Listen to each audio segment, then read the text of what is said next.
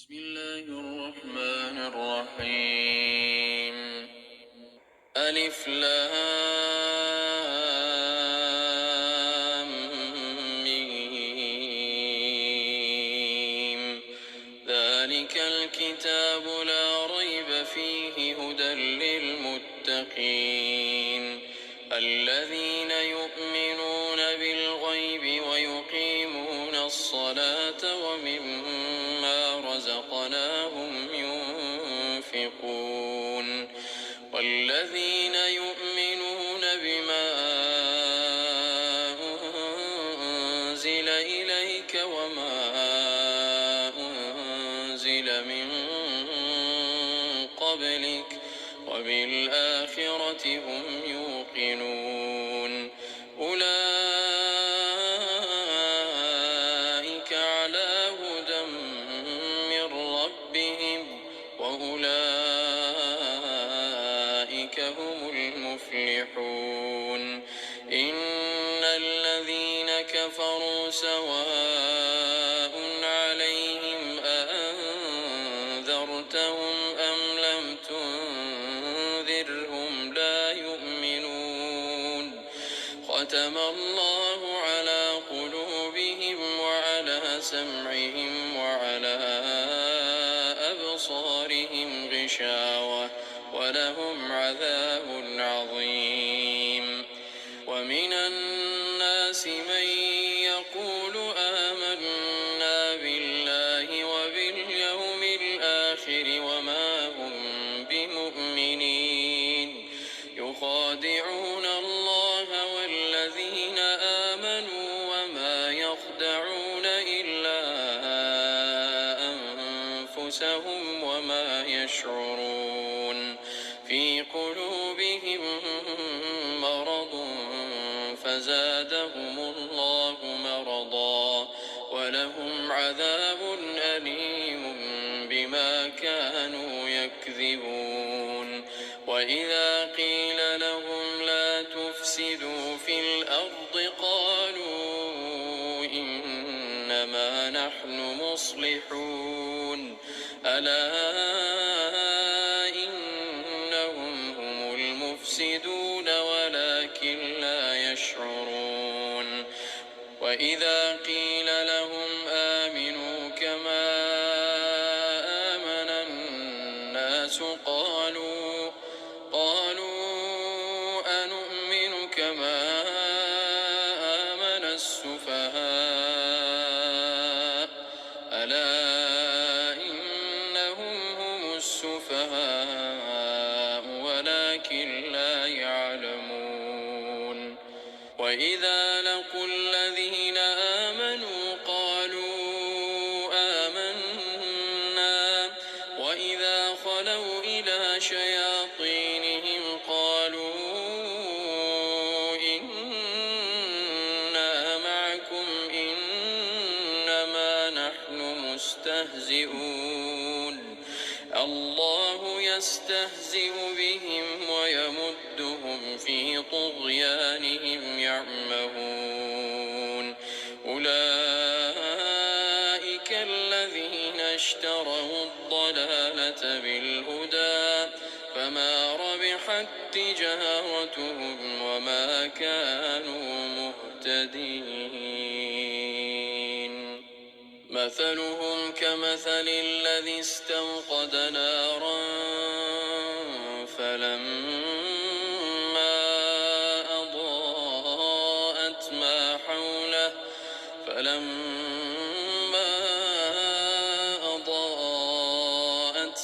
حوله ذهب الله بنورهم وتركهم في ظلمات لا يبصرون. صم بكم عمي فهم لا يرجعون. أو كصيب من السماء فيه ظلمات ورعد وبرق يجعلون أصابعهم في آذانهم من الصواعق حذر الموت والله محيط بالكافرين يكاد البرق يخطف أبصارهم كلما أضاء لهم مشوا فيه وإذا أظلم عليهم قاموا ولو شاء الله لذهب بسمعهم وأبصارهم إن الله على كل شيء قدير يا أيها الناس اعبدوا ربكم الذي خلقكم والذين من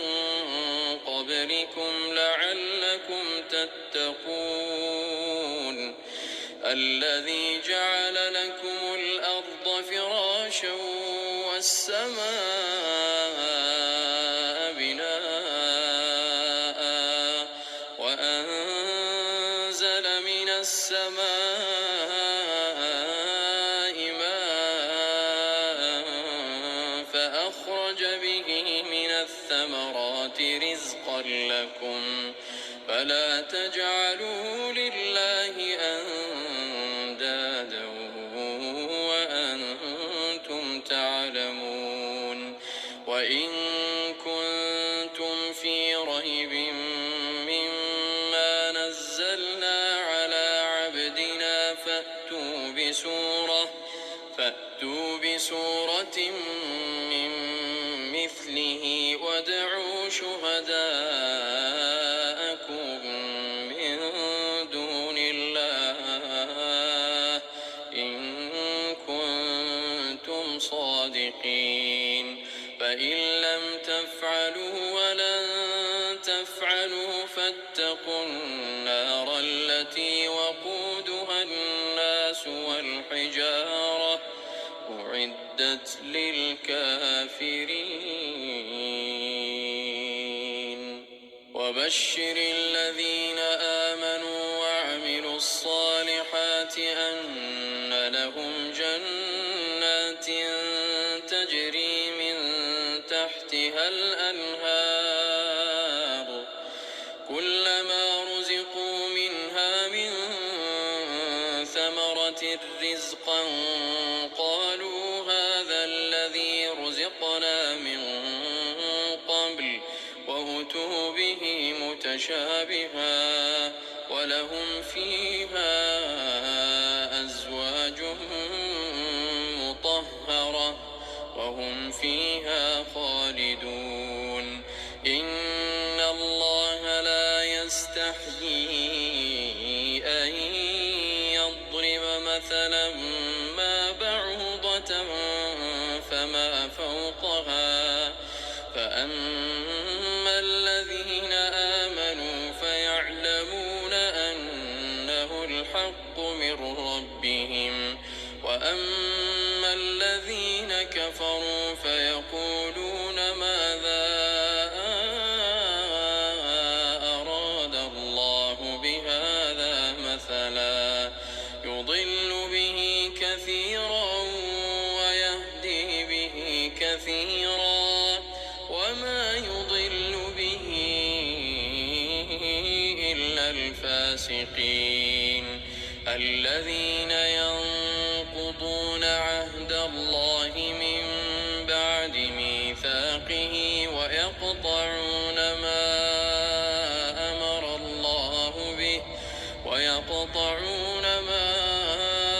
أمر الله به أن يوصل ويفسدون في الأرض أولئك هم الخاسرون كيف تكفرون بالله وكنتم أمواتا فأحياكم ثم يميتكم ثم يحييكم ثم إليه ترجعون هو الذي خلق لكم ما في الأرض جميعا ثم استوى إلى السماء فسواهن 7 سماوات وهو بكل شيء عليم. وإذ قال ربك للملائكة إني جاعل في الأرض خليفة قالوا أتجعل فيها من يفسد فيها ويسفك الدماء ونحن نسبح بحمدك ونقدس لك قال إني أعلم ما لا تعلمون. وعلم آدم الأسماء كلها ثم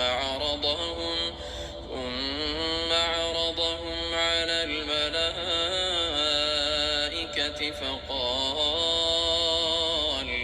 فقال أنبئوني بأسماء هؤلاء إن كنتم صادقين. قالوا سبحانك لا علم لنا إلا ما علمتنا إنك أنت العليم الحكيم. قال يا آدم أنبئهم بأسمائهم فلما أنبأهم بأسمائهم قال ألم أقل لكم إني أعلم غيب السماوات والأرض وأعلم ما تبدون وما كنتم تكتمون. وإذ قلنا للملائكة اسجدوا لآدم فسجدوا إلا إبليس أبى واستكبر وكان من الكافرين. وقلنا يا آدم اسكن أنت وزوجك الجنة وكلا منها رغدا حيث شئتما ولا تقربا هذه الشجرة فتكونا من الظالمين. فأزلهما الشيطان عنها فأخرجهما مما كانا فيه وقلنا اهبطوا بعضكم لبعض عدو ولكم في الأرض مستقر ومتاع إلى حين. فتلقى آدم من ربه كلمات فتاب عليه إنه هو التواب الرحيم. قلنا اهبطوا منها جميعا فإما يأتينكم مني هدى فمن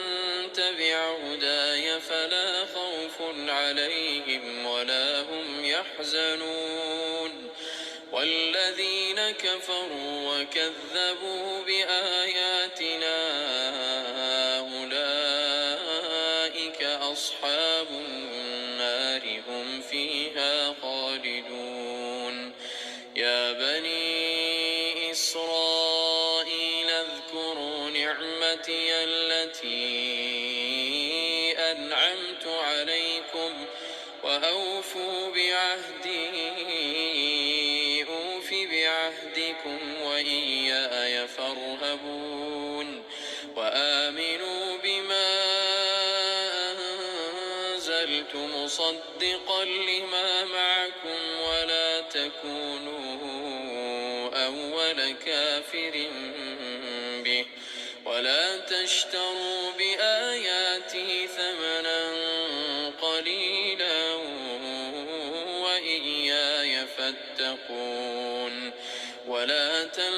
تلبسوا الحق بالباطل وتكتموا الحق وأنتم تعلمون وأقيموا الصلاة وآتوا الزكاة واركعوا مع الراكعين أتأمرون الناس بالبر وتنسون أنفسكم وأنتم تتلون الكتاب أفلا تعقلون واستعينوا بالصبر والصلاة وإنها لكبيرة إلا على الخاشعين الذين يظنون أنهم ملاقو ربهم وأنهم إليه راجعون يا بني إسرائيل اذكروا نعمتي التي أنعمت عليكم وأني فضلتكم على العالمين واتقوا يوما لا تجزي نفس عن نفس شيئا ولا يقبل منها شفاعة ولا يؤخذ منها عدل ولا هم ينصرون وإذ نجيناكم من آل فرعون يسومونكم سوء العذاب يذبحون أبناءكم ويستحيون نساءكم وفي ذلكم بلاء من ربكم عظيم وإذ فرقنا بكم البحر فأنجيناكم وأغرقنا آل فرعون وأنتم تنظرون وإذ وعدنا موسى 40 ليلة ثم اتخذتم العجل من بعده وأنتم ظالمون ثم عفونا عنكم من بعد ذلك لعلكم تشكرون وإذ آتينا موسى الكتاب والفرقان لعلكم تهتدون وإذ قال موسى لقومه يا قوم إنكم ظلمتم أنفسكم باتخاذكم العجل فتوبوا إلى بارئكم فاقتلوا أنفسكم ذلكم خير لكم عند بارئكم فتاب عليكم إنه هو التواب الرحيم وإذ قلتم يا موسى لن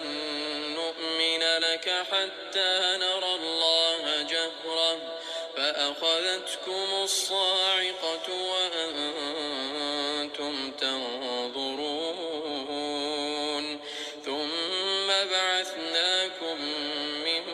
بعد موتكم لعلكم تشكرون وظللنا عليكم الغمام وأنزلنا عليكم المن والسلوى كلوا من طيبات ما رزقناكم وما ظلمونا ولكن كانوا أنفسهم يظلمون وإذ قلنا ادخلوا هذه القرية فكلوا منها حيث شئتم رغدا وادخلوا الباب سجدا وادخلوا الباب سجدا وقولوا حطة نغفر لكم خطاياكم وسنزيد المحسنين. فبدل الذين ظلموا قولا غير الذي قيل لهم فأنزلنا على الذين ظلموا رجزا من السماء بما كانوا يفسقون.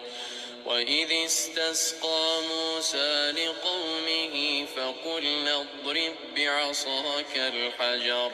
فانفجرت منه 12 عينا قد علم كل أناس مشربهم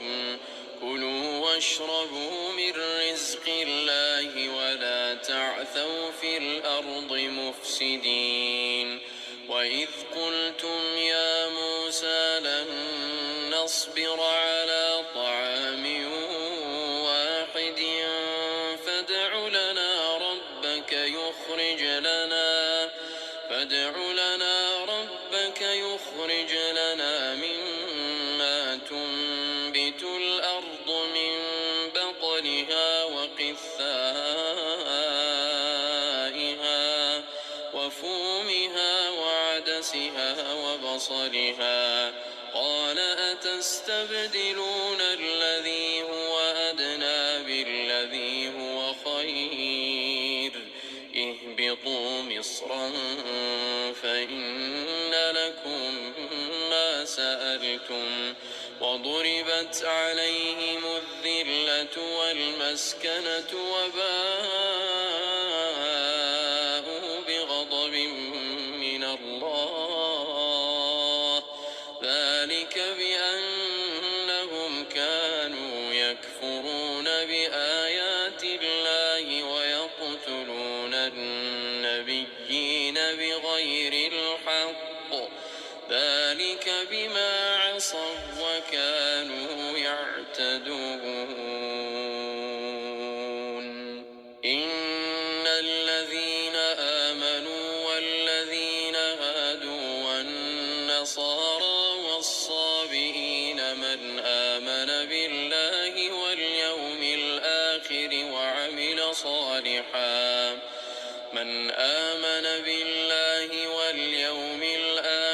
وعمل صالحا فلهم أجرهم عند ربهم ولا خوف عليهم ولا هم يحزنون. وإذ أخذنا ميثاقكم ورفعنا فوقكم الطور خذوا ما آتيناكم بقوة واذكروا ما فيه لعلكم تتقون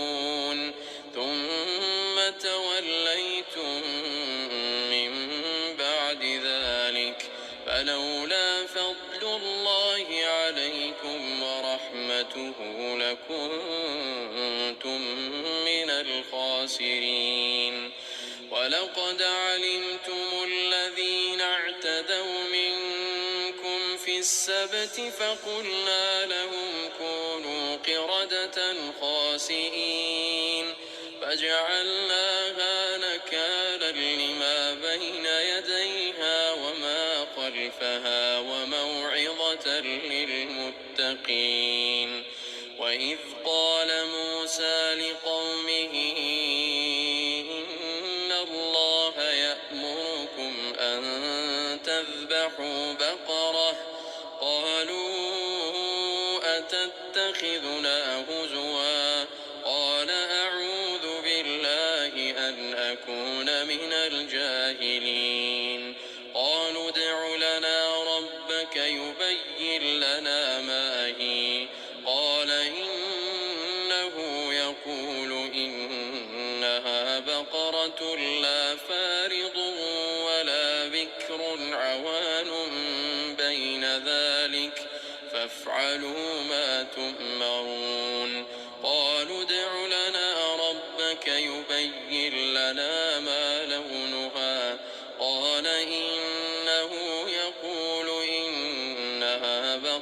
بقرة صفراء فاقع لونها تسر الناظرين قالوا ادع لنا ربك يبين لنا ما هي إن البقرة شابه علينا وإنا إن شاء الله لمهتدون قال إنه يقول إنها بقرة لا ذلول تثير الأرض ولا تسقي الحرث مسلمة لا شية فيها قالوا الآن جئت بالحق فذبحوها وما كادوا يفعلون وإذ قتلتم نفسا فادارأتم فيها والله مخرج ما كنتم تكتمون فقلنا اضربوه ببعضها كذلك يحيي الله الموتى ويريكم آياته لعلكم تعقلون ثم قست قلوبكم من بعد ذلك فهي كالحجارة أو أشد قسوة وإن من الحجارة لما يتفجر منه الأنهار وإن منها لما يشقق فيخرج منه الماء وإن منها لما يهبط من خشية الله وما الله بغافل عما تعملون أفتطمعون أن يؤمنوا لكم وقد كان فريق منهم يسمعون كلام الله ثم يحرفونه من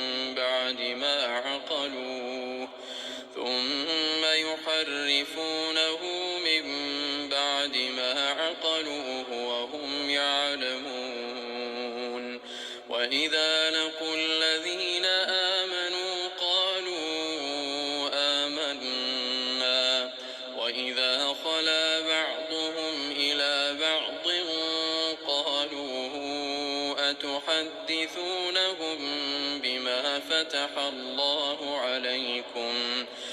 قالوا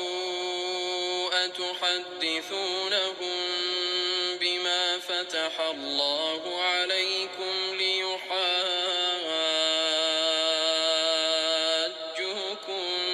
به عند ربكم أفلا تعقلون أولا يعلمون أن الله يعلم ما يسرون وما يعلنون ومنهم أميون لا يعلمون الكتاب إلا أماني وإن هم إلا يظنون فويل للذين يكتبون الكتاب بأيديهم ثم يقولون هذا من عند الله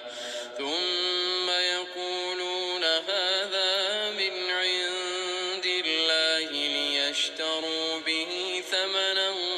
قليلا فويل لهم مما كتبت أيديهم وويل لهم مما يكسبون وقالوا لن تمسنا النار إلا أياما معدودة قل أتخذتم عند الله عهدا فلن يخلف الله عهده أم تقولون على الله ما لا تعلمون بلى من كسب سيئة وأحاطت به خطيئته فأولئك أصحاب النار هم فيها خالدون والذين آمنوا وعملوا الصالحات أولئك أصحاب الجنة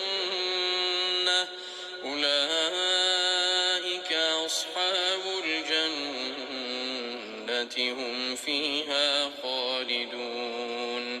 وإذ أخذنا ميثاق بني إسرائيل لا تعبدون إلا الله وبالوالدين إحسانا وذي القربى واليتامى والمساكين وقولوا للناس حسنا وأقيموا الصلاة وآتوا الزكاة ثم توليتم إلا قليلا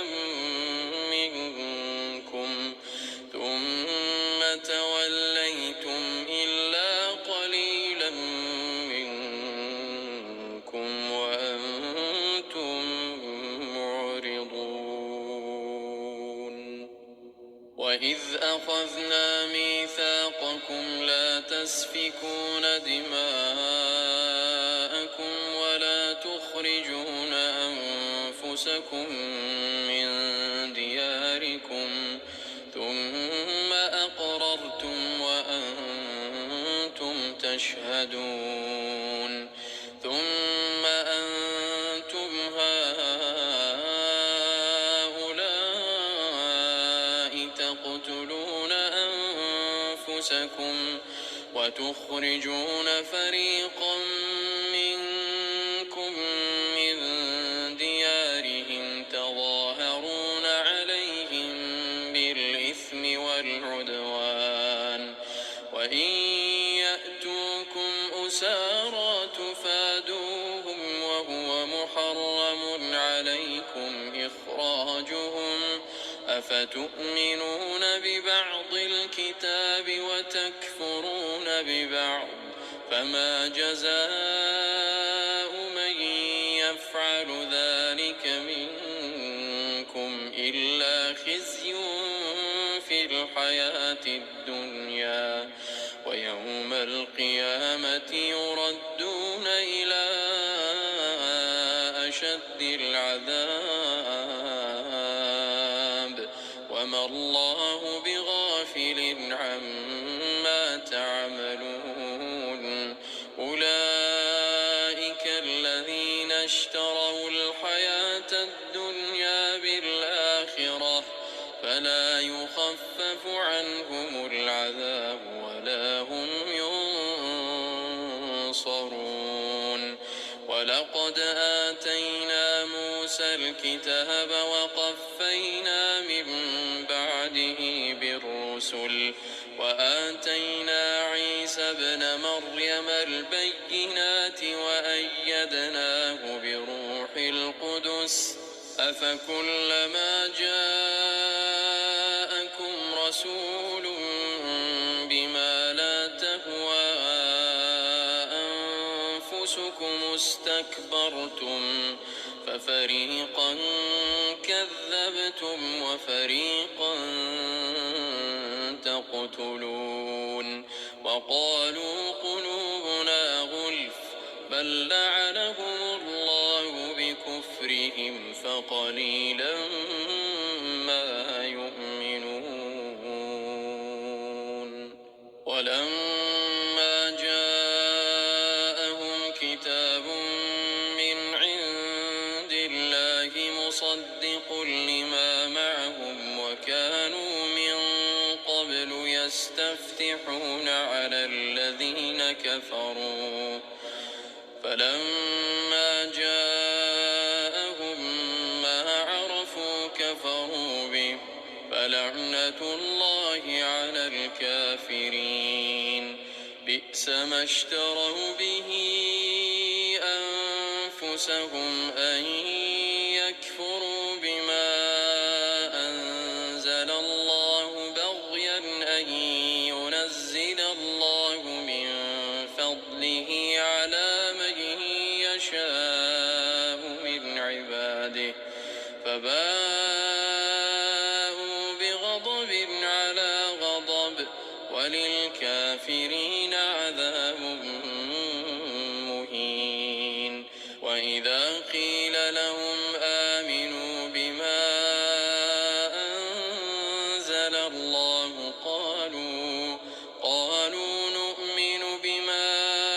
أنزل علينا ويكفرون بما وراءه وهو الحق مصدقا لما معهم قل فلم تقتلون أنبياء الله من قبل إن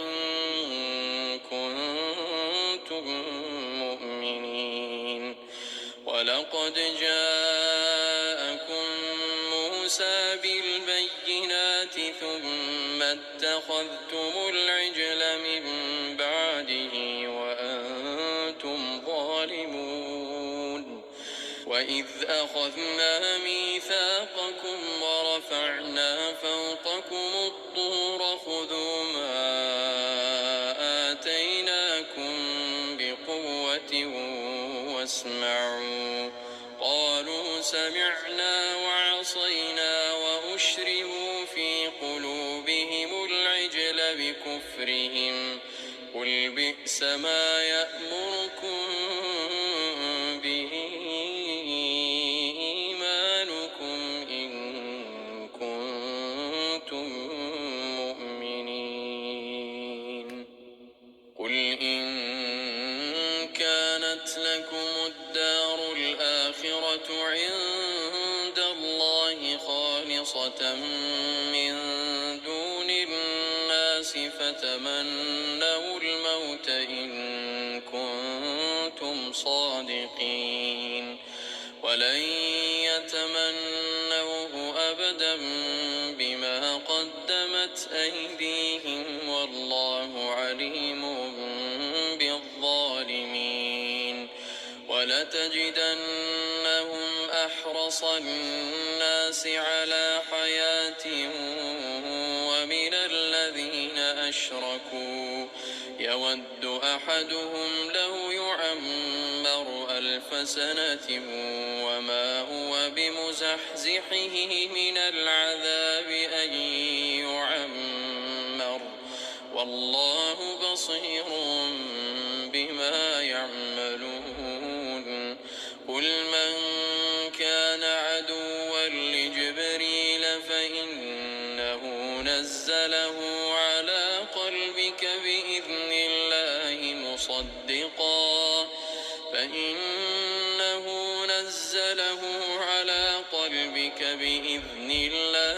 مصدقا لما بين يديه وهدى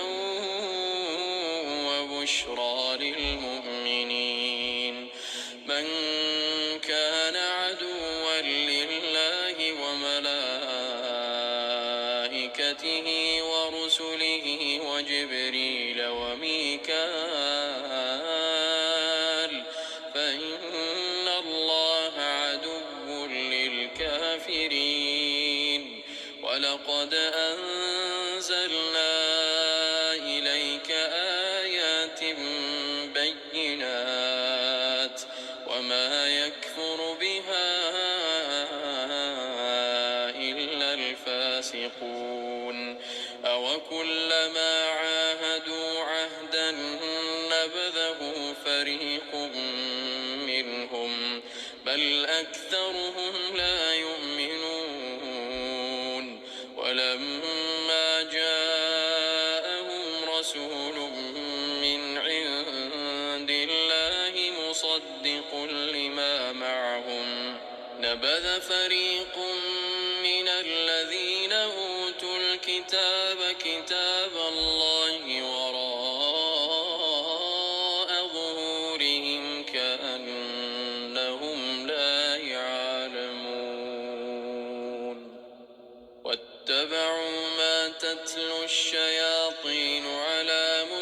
سليمان وما كفر سليمان ولكن الشياطين كفروا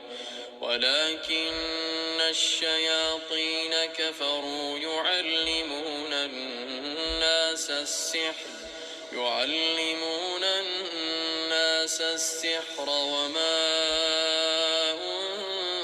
أنزل على الملكين ببابل هاروت وماروت وما يعلمان من أحد حتى يقولا إنما نحن فتنة فلا تكفر فيتعلمون منهما ما يفرقون به بين المرء وزوجه وما هم بضارين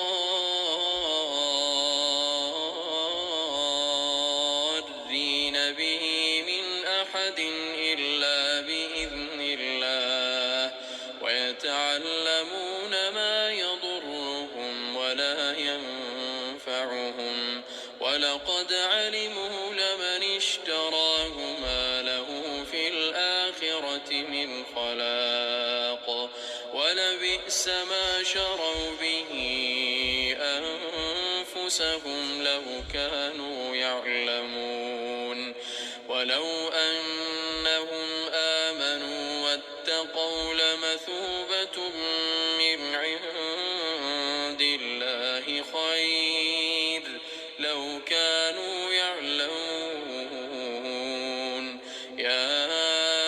أيها الذين آمنوا لا تقولوا راعنا وقولوا انظرنا واسمعوا وللكافرين عذاب أليم ما يود الذين كفروا من أهل الكتاب ولا المشركين أن ينزل عليكم من خير من ربكم والله يختص برحمته من يشاء والله ذو الفضل العظيم ما ننسخ من آية أو ننسها نأت بخير منها أو مثلها ألم تعلم أن الله على كل شيء قدير ألم تعلم أن الله له ملك السماوات والأرض وما لكم من دون الله من ولي ولا نصير أم تريدون أن تسألوا رسولكم كما سئل موسى من قبل ومن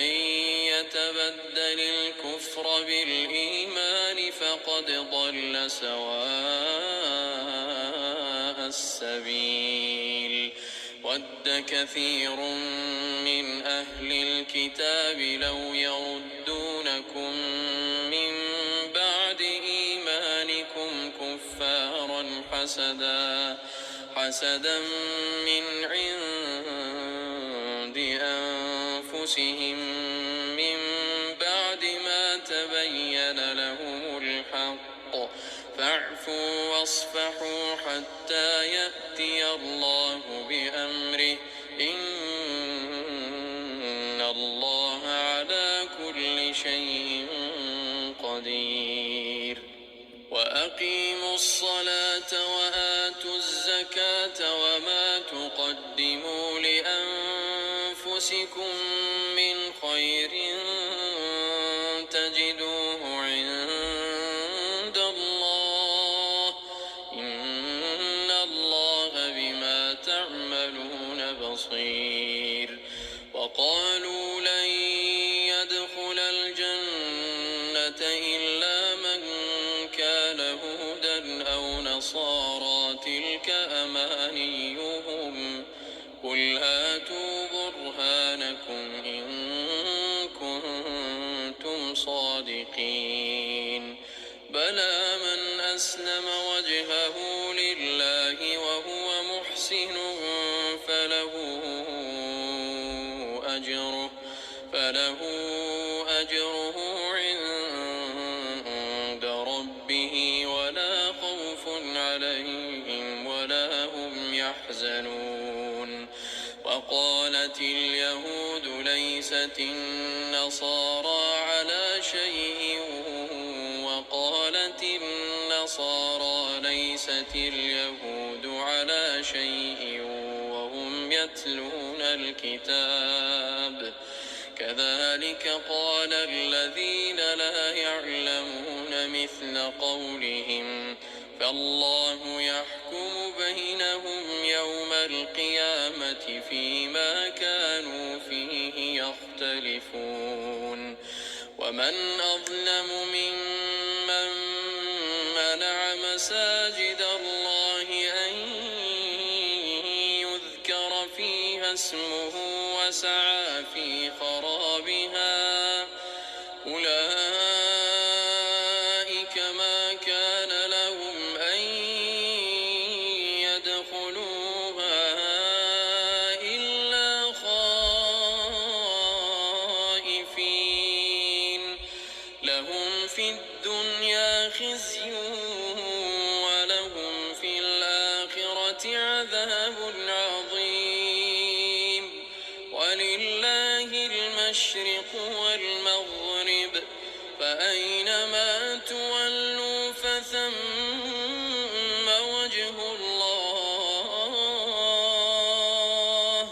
إن الله واسع عليم.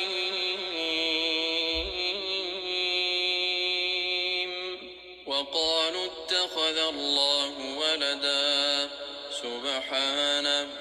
بل له ما في السماوات والأرض كل له قانتون بديع السماوات والأرض وإذا قضى أمرا فإنما يقول له كن فيكون. وقال الذين لا يعلمون لولا يكلمنا الله أو تأتينا آية كذلك قال الذين من قبلهم مثل قولهم تشابهت قلوبهم قد بينا الآيات لقوم يوقنون. إنا أرسلناك بالحق بشيرا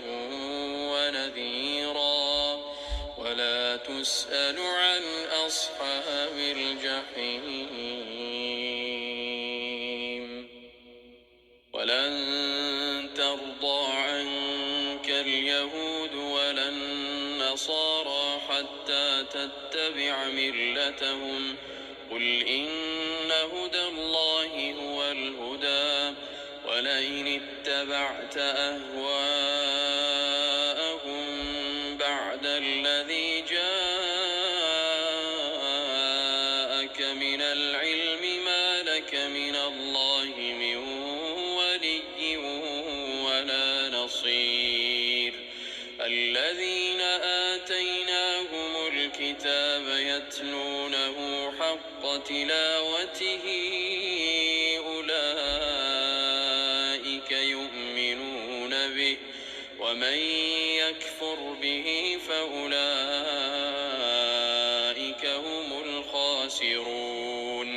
يا بني إسرائيل اذكروا نعمتي التي أنعمت عليكم وأني فضلتكم على العالمين. واتقوا يوما لا تجزي نفس عن نفس شيئا ولا يقبل منها عدل ولا تنفعها شفاعة ولا هم ينصرون. وإذ ابتلى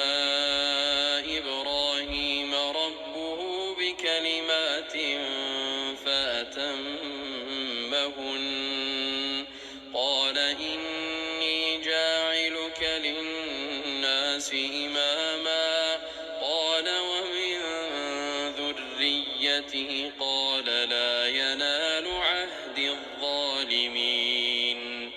وإذ جعلنا البيت مثابة للناس وأمنا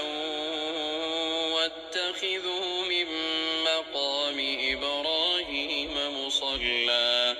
وعهدنا إلى إبراهيم وإسماعيل أن طهرا بيتي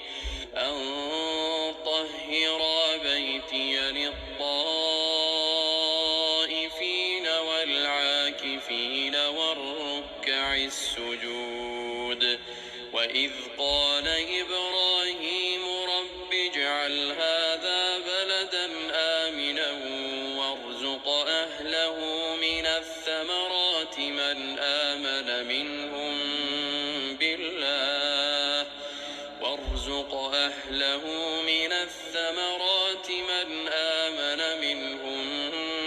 بالله واليوم الآخر قال ومن كفر فأمتعه قليلا ثم أضطره إلى عذاب النار وبئس المصير وإذ يرفع إبراهيم القواعد من البيت وإسماعيل ربنا تقبل منا إنك أنت السميع العليم ربنا واجعلنا مسلمين لك ومن ذريتنا أمة مسلمة لك وأرنا مناسكنا وتب علينا إنك أنت التواب الرحيم ربنا وابعث فيهم رسولا منهم يتلو عليهم آياتك ويعلمهم الكتاب والحكمة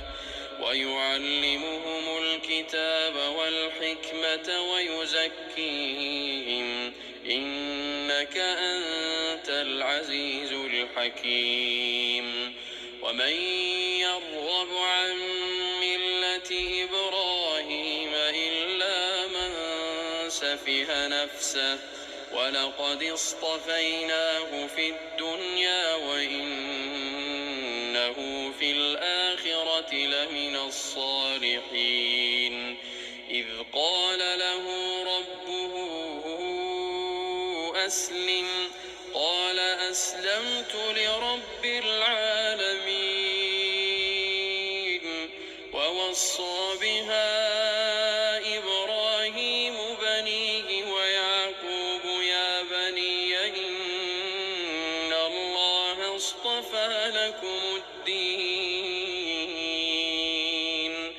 فلا تموتن إلا وأنتم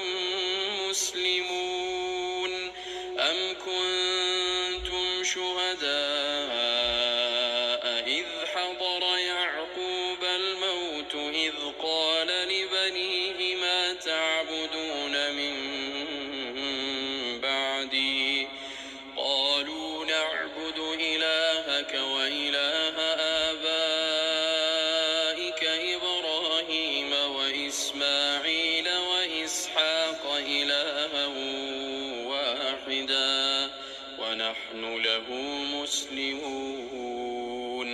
تلك أمة قد خلت لها ما كسبت ولكم ما كسبتم ولا تسألون عما كانوا يعملون وقالوا كونوا هودا أو نصارى تهتدوا قل بل ملة إبراهيم حنيفا وما كان من المشركين قولوا آمنا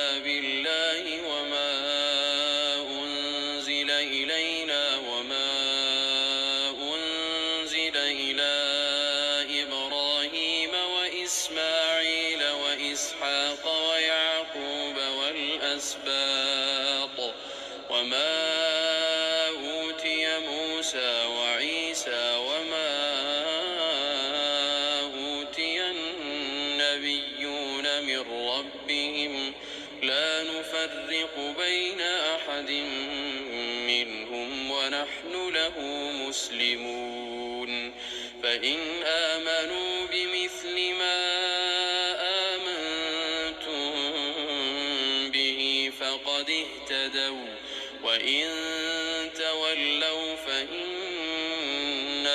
هم في شقاق فسيكفيكهم الله وهو السميع العليم صبغة الله ومن أحسن من الله صبغة ونحن له عابدون قل